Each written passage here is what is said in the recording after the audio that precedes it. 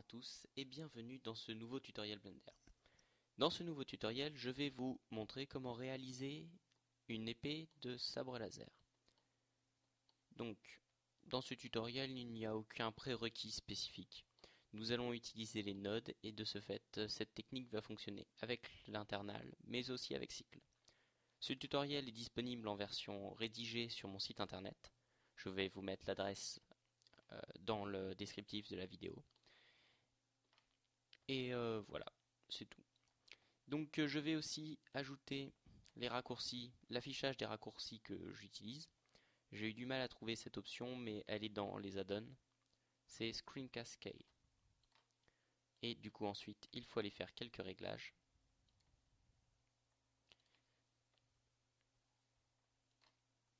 Voilà. Donc là maintenant, vous avez les raccourcis qui s'affichent. Donc pour le sabre laser, nous allons prendre une forme de lame toute simple. Nous allons ajouter un cylindre. Voilà.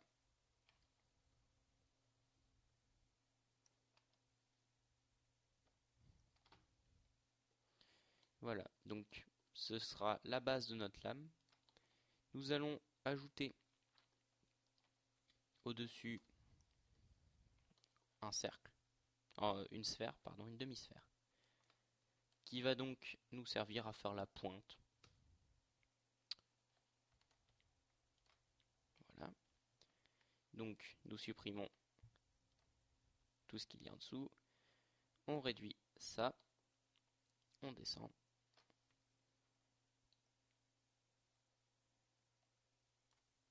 Et on enlève les doubles. Ah.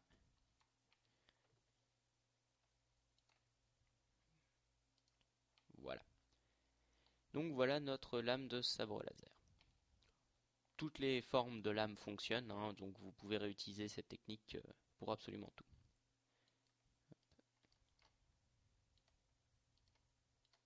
Donc nous allons maintenant nous employer à ajouter un matériel donc à cette épée. Donc pour cela, dans Blender Render, vous choisissez la couleur de votre sabre laser. Voilà. Et vous mettez surtout les mythes à 3. Toutes les couleurs fonctionnent, mais il faut que les mythes soient à 3. Dans Cycle, c'est à peu près la même chose. Vous choisissez la couleur, mais au lieu de Diffuse BSDF, vous mettez un émission et Strength à 3. Voilà. Donc là, vous obtenez ceci dans Cycle. Et ceci, j'ai oublié de désactiver ça. Voilà. Voilà. Et dans Blender Render, vous obtenez ceci. Voilà. Bon.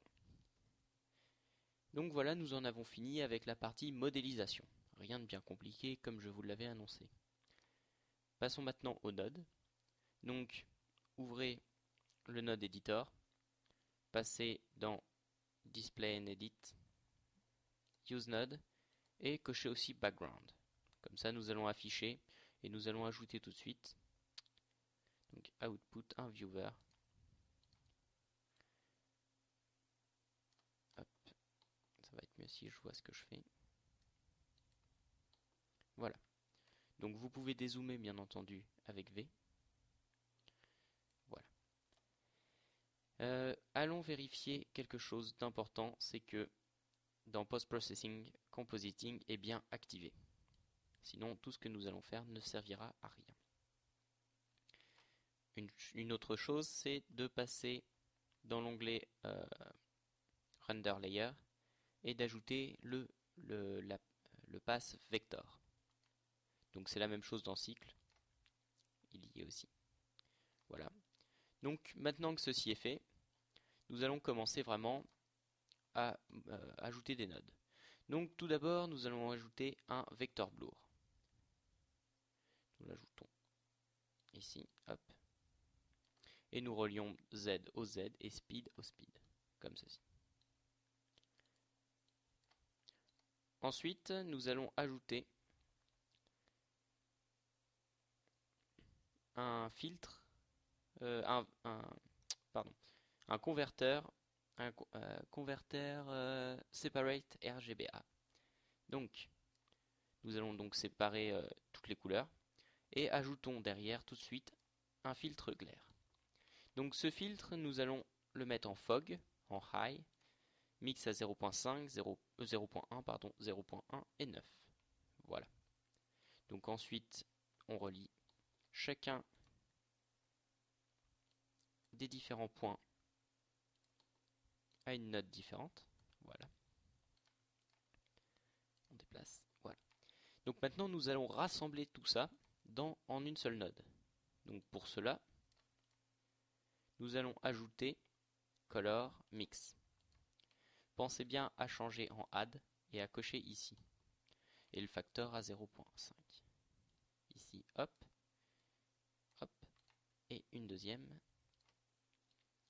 hop, et hop. Donc comme ça, nous rassemblons toutes les images sorties par les différentes notes glaires. Voilà.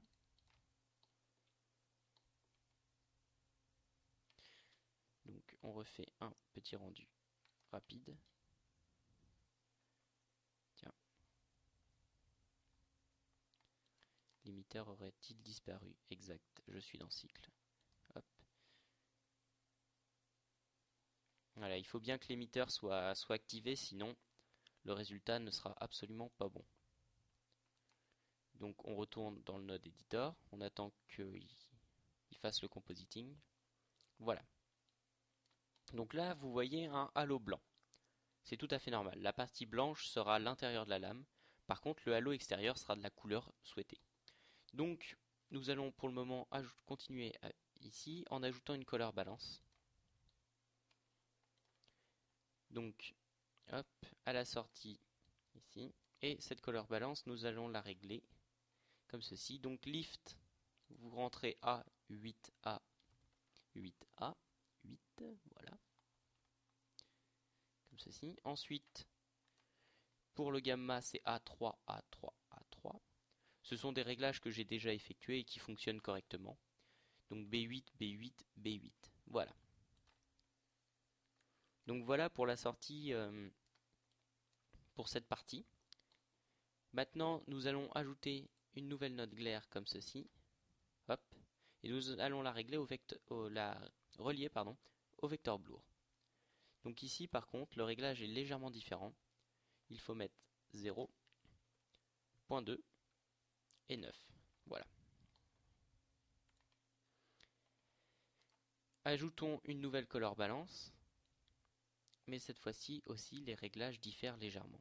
Donc le lift, nous allons le laisser à la valeur initiale. Donc on repasse en RGB et on met 1, 1, 1. Le gamma, nous allons passer en X et on met 70, 70, 70. Et le gain, il faut le mettre légèrement plus élevé. Alors le gain sert à régler l'intensité du halo autour de la lame. Donc maintenant que nous avons fait ça, nous allons relier les deux color balance par une node mix. Hop là. Donc bien penser à cocher et en mix.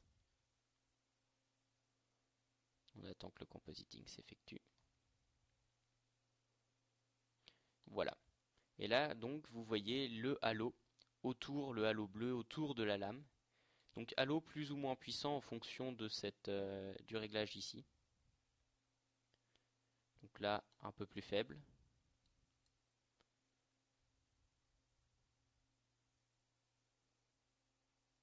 Et là, un peu plus puissant. Donc ici, le gain règle, lui, l'intérieur de la lame. Mais les différences sont assez minimes. C'est surtout ce bouton-là qui joue énormément sur le tour. Vous voyez que là, le blanc s'est écarté, alors que ici, il va être un peu plus faible. Donc on va préférer une valeur un peu plus faible. Là, vous voyez, il n'y a plus du tout de blanc, ça va pas. Donc on préfère un gris ici, qui a l'avantage de donner un résultat correct. Voilà. Donc voilà pour la partie node. Donc après on peut s'amuser à dupliquer les lames. Oups, si je suis pas dans la bonne fenêtre, ça va pas aller.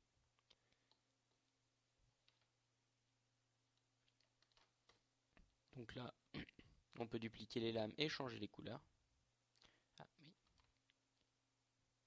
Hop.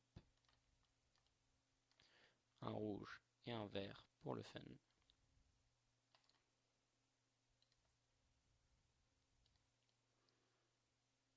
Et voilà.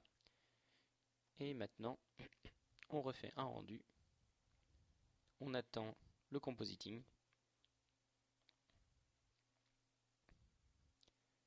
Et nous obtenons nos 3 sabres laser.